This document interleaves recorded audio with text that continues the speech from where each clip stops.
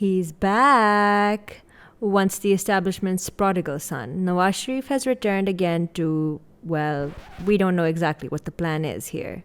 Pakistan is in a weird place right now. Our economy is barely clinging on, the country's most popular leader is in jail, and elections are on the horizon now, finally, dispatched at the will of the powerful, while public trust in democracy is plummeting towards crisis levels. In the midst of this, we are witnessing the reincarnation of Nawaz Sharif happening in real time.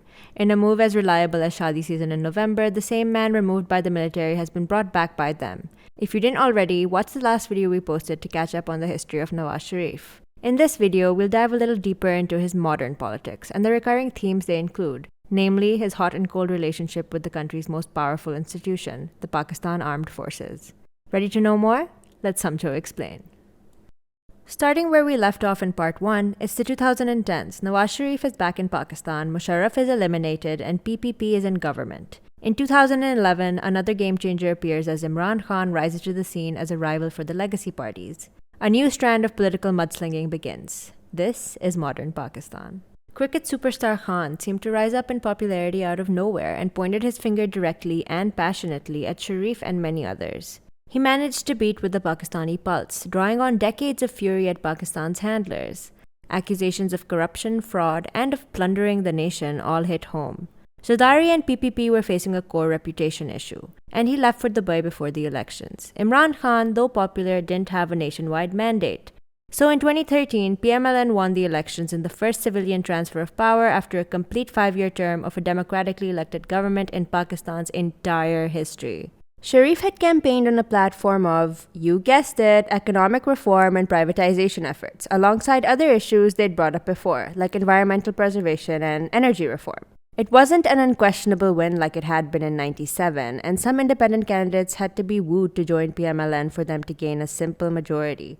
The regular and warranted allegations of rigging and circumventing the will of the people ensued, with the chief election commissioner actually resigning in protest to mass interference. One of the loudest voices claiming unfair elections was, of course, Imran Khan, along with some other detractors. Khan's PTI had the second largest number of votes, and in 2014 he started the infamous Tsunami March, a protest march against Nawaz Sharif's government.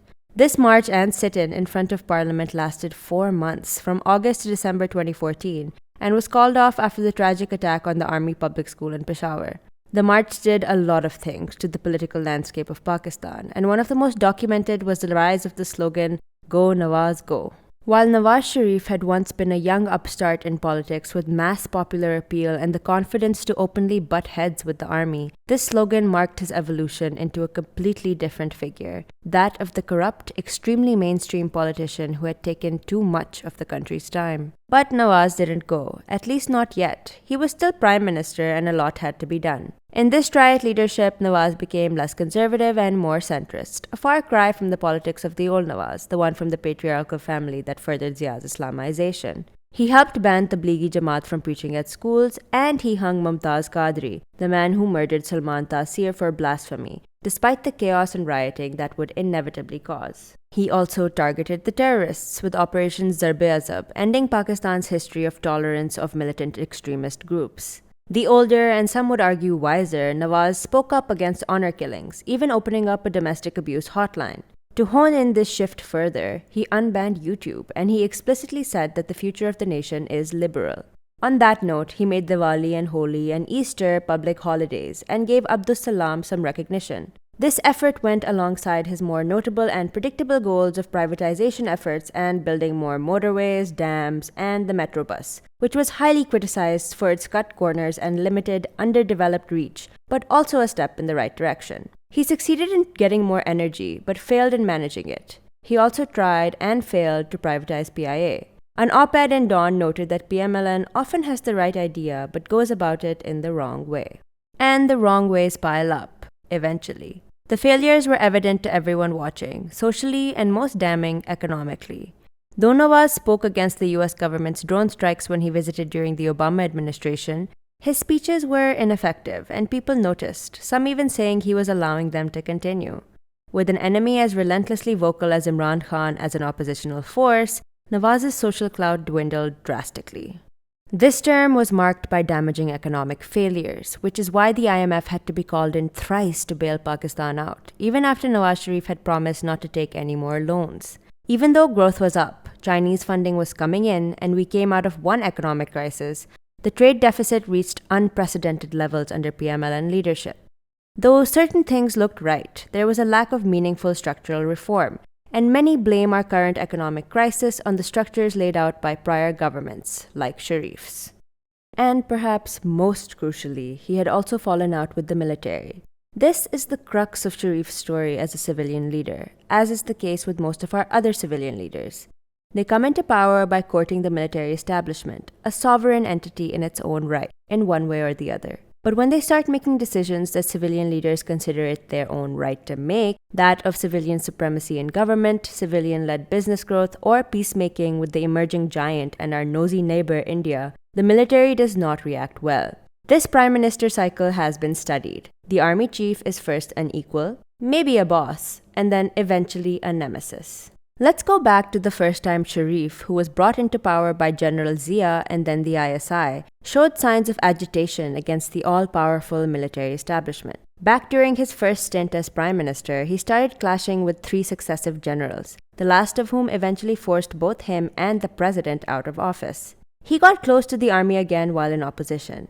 Then, in his second term, where he had an undeniable mandate, he clashed with the Chief of Army Staff, Jahangir Karamat. Karamat wanted to start a National Security Council, which Sharif thought was a threat to civilian leadership. He eventually kicked Karamat out of his position 3 months before his term was up, and his relationship with the army again soured. Then came his ill-fated decision to pick General Musharraf in Karamat's place. If you remember from the last video, he pushed past more senior members to get him on top, which already pissed off some people, causing Admiral Bukhari to publicly speak against the decision. The relationship soured after the Kargil War, when Nawaz Sharif hung Musharraf out to dry and blamed him for orchestrating the attack. It was a national embarrassment. In the same stroke, he fell out of favor with the rest of the generals. Then he was deposed. The coup was a defining moment in modern civil-military relations. Musharraf executed a dramatic coup with the rest of the army leadership, becoming chief executive of the country. Mia Saab was put on trial in military court for kidnapping, hijacking, terrorism, and attempted murder, which, come on, is a little much. He was also tried in civilian court for tax evasion, which is at least more legit. He was sentenced to 14 years. Public perception was split, and while some of his party members protested, some of them broke off to form PMLQ. There was a media blackout, which happened again in 2018 when Nawaz Sharif was being vocal about their interference after getting ousted. The people who stuck by his side were King Fahad of Saudi Arabia and to some extent Bill Clinton. Otherwise, the military court was ready to execute him, according to Musharraf's own memoirs. Sharif was placed in exile instead, for 10 years, with a mandated 21-year break from politics. Then he returned, thanks to the controversial NRO, as we noted in the last video, and during his coalition government with PPP, he had a part to play in the lawyers' movement, which weakened army support in traditionally pro-army Punjab. Sharif was elected again in 2013. This time, the relationship with the military was civil enough, pun intended, to let him into power, until it wasn't.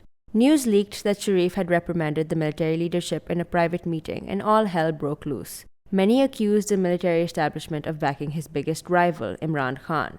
Experts note that there would be no way for Khan to sit in the red zone for so long without implicit military approval. In one example of anti-military posturing, Nawaz Sharif visited Hamid Mir after he was shot, and after the journalist accused the ISI of planning the attack on his life. One of his prominent ministers, Khwaja Asif, responded to General Raheel Sharif's public statement about the army maintaining institutions by saying that the parliament was supreme and that no institution could violate the will of the other. The animosity wasn't exactly a secret at this point.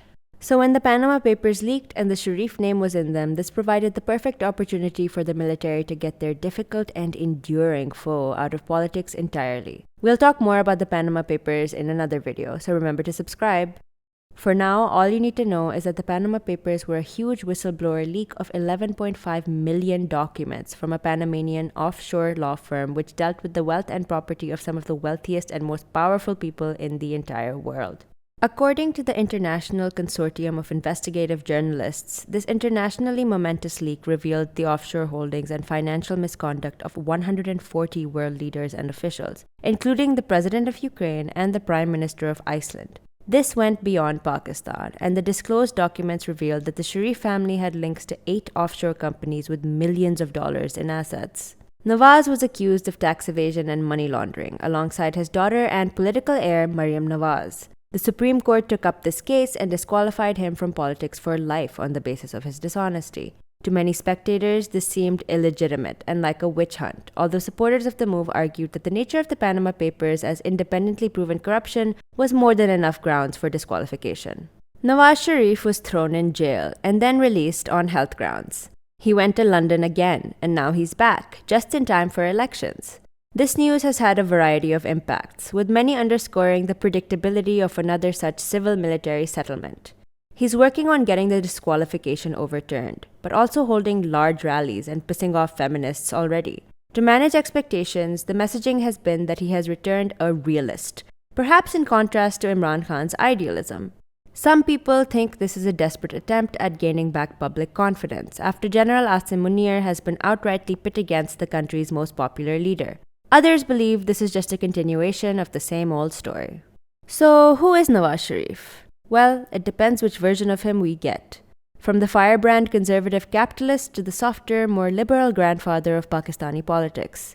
Some look past his corruption to see good. Some just see his corruption as evil. Either way, he's Pakistan's most elected politician and could be set to lead Pakistan for a 4th term if he convinces the courts to let him off without too much pomp and ceremony. The man has evolved, but it looks like Pakistani politics still haven't. It's just a matter of time before we know what he goes down as in our history books. Keep up and know more with Samcho. What do you think will happen next in Nawaz Sharif's political story? Let us know in the comments below and subscribe for more.